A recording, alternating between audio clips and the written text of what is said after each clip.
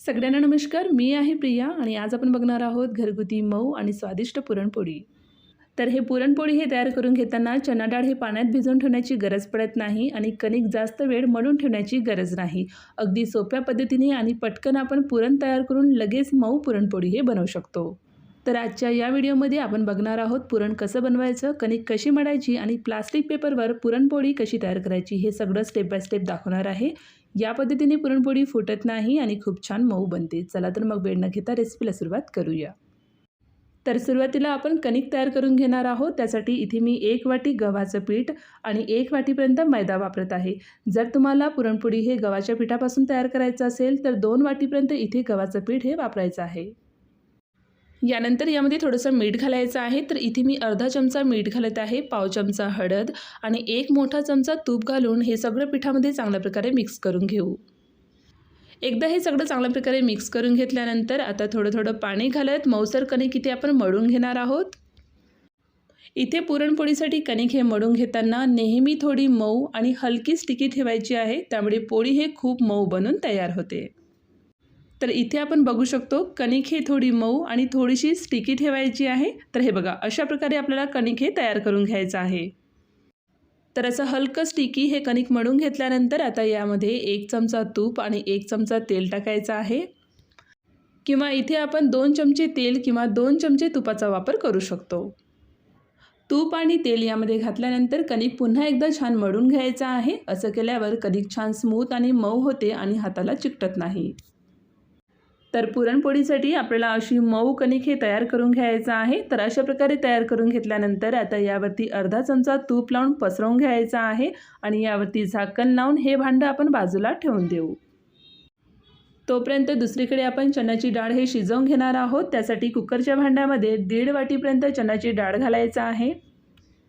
सगळं साहित्य मोजून घेताना एका ग्लास किंवा एका वाटीचा वापर करून आपल्याला सगळं साहित्य मोजून घ्यायचं आहे. त्यामुळे रेसिपी एकदम परफेक्ट बनवून तयार होते. आता यामध्ये पुरेसे पाणी घालून या डाळला 2 ते 3दा चांगल्या प्रकारे धुवून घेणार आहोत आणि नंतर यामध्ये 3 वाटीपर्यंत पाणी घालायचं आहे.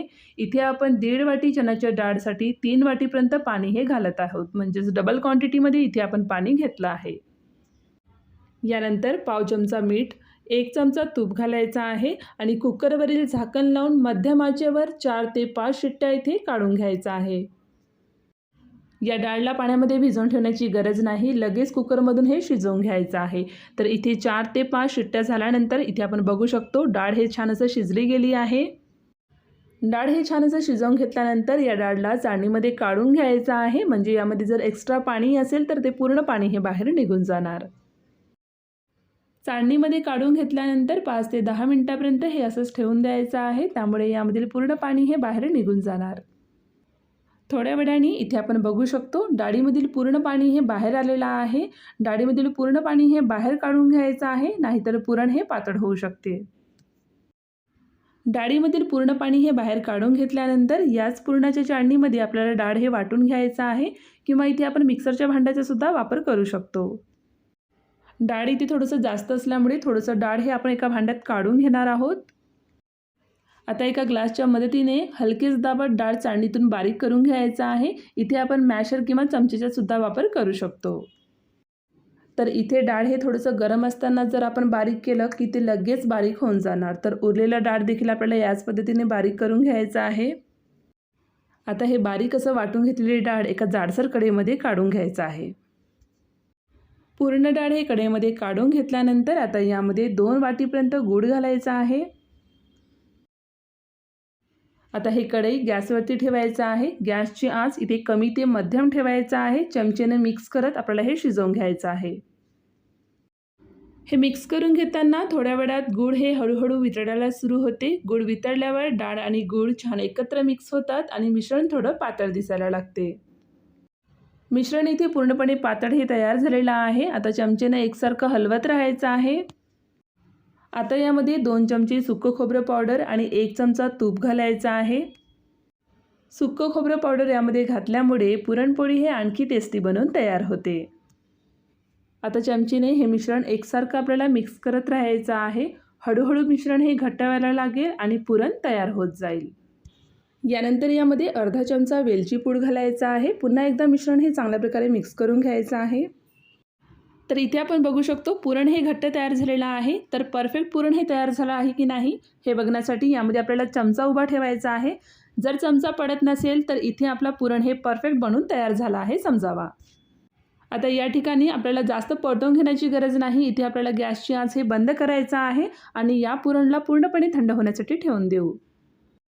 पुरण हे थंड करून घेताना अधूनमधून चमचेनं मिक्स करत राहा, जेणेकरून ते लवकर थंड होऊन जाणार. पुरण हे पूर्णपणे थंड झाल्यानंतर हाताला थोडंसं तूप लावून या पुरणाचे छोटे छोटे गोळे आपण तयार करून घेणार आहोत. आपल्याला ज्या आकारामध्ये पुरणपोळी हे तयार करून घ्यायचं आहे त्यानुसार आपल्याला गोळे हे छोटे किंवा मोठ्या आकारामध्ये तयार करून घ्यायचं आहे. तर अशा प्रकारे सगळे गोळे हे तयार करून घेतल्यानंतर आता या प्लेटला बाजूला ठेवून द्यायचं आहे. आता दुसरीकडे मळून घेतलेलं पीठ बघूया. पीठ इथे मस्त मऊ असं तयार झालेली आहे. परत एकदा या पिठाला मळून घ्यायचं आहे. इथे आपण बघू शकतो पीठ एकदम मऊ असं बनून तयार झालेलं आहे. पीठ जितका मऊ असेल पुरणपोळी देखील तितकीच मऊ बनून तयार होते. आता यामधून छोटासा पिठाचा गोळा हे घ्यायचा आहे आणि उरलेल्या पिठावरती झाकण लावून ठेवून देऊ. आता हे पुरणपोळी आपण प्लास्टिकच्या पेपरवर तयार करून घेणार आहोत. तर इथे मी एक प्लास्टिकचा पेपर घेतली आहे. यावरती तूप किंवा तेल लावायचं आहे. पूर्ण प्लास्टिक पेपरला तूप किंवा तेल लावून घ्यायचं आहे. यानंतर हातात घेतलेला पिठाचा गोळा प्लास्टिकच्या पेपरवरती ठेवायचा आहे. बोटाला थोडंसं तूप लावून घ्यायचं आहे आणि पिठाच्या गोळ्याला थोडंसं चपटा करून घेऊ. तर असं चपटा हे तयार करून घेतल्यानंतर यामध्ये पुरण ठेवायचं आहे आणि याचे कळे नीट हे बंद करून घेणार आहोत. कडा हे नीट बंद करून घेताना जर एक्स्ट्रा पीठ असेल तर ते बाजूला काढून घ्यायचं आहे. परत बोटांना तूप लावायचं आहे. हाताने हलकेच दाबून घ्यायचं आहे. आता यावरती प्लास्टिक पेपर ठेवायचा आहे. प्लास्टिक पेपरला एका हाताने पकडायचा आहे आणि दुसऱ्या हाताने हलकेच दाबत पसरवत आपल्याला इथे पुरणपोळी हे तयार करून घ्यायचं आहे. इथे हलक्या हाताने पसरवत पुरणपोळी हे मोठी करायचं आहे. जास्त जोरात दाबू नका. हळूवार पसरवून घ्यायचं आहे आणि पोळी हे गोल आकारामध्ये तयार करायचं आहे. तर हे बघा मस्त असं पातळ आणि गोल अशी पुरणपोळी इथे बनून तयार झालेली आहे. आता प्लास्टिक पेपरवरून पुरणपोळी सावकाश काढून तव्यावरती टाकायचं आहे. आता मध्यम आचेवरती तव्याला गरम करून घ्यायचा आहे. यावरती तेल किंवा तूप लावून टिश्यू पेपरने पुसून घ्यायचं आहे. यानंतर सावकाशपणे प्लास्टिक पेपरवरून पुरणपोळी सावकाशपणे तव्यावरती ठेवायचा आहे. दोन्ही बाजूंनी तूप लावून छान सोनेरी होईपर्यंत भाजून घेणार आहोत. पुरणपोळी हे भाजून घेताना गॅसची आच इथे आपल्याला मध्यम ठेवायचा आहे. तर इथे आपण बघू शकतो मस्त असं पुरणपोळी इथे बनून तयार झाली आहे. तर अशाच प्रकारे सगळ्या पुरणपोळ्या आपण तयार करून घेणार आहोत. आपण नेहमी लाटून पुरणपोळी हे तयार करून घेतो. तर तुम्ही यावेळी अशा पद्धतीने पुरणपोळी नक्की ट्राय करून बघा.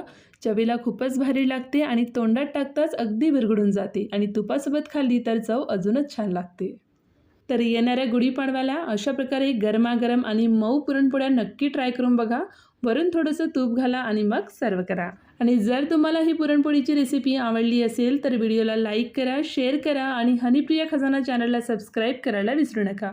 पुन्हा भेटू अशा सोप्या आणि स्वादिष्ट रेसिपीसोबत. धन्यवाद.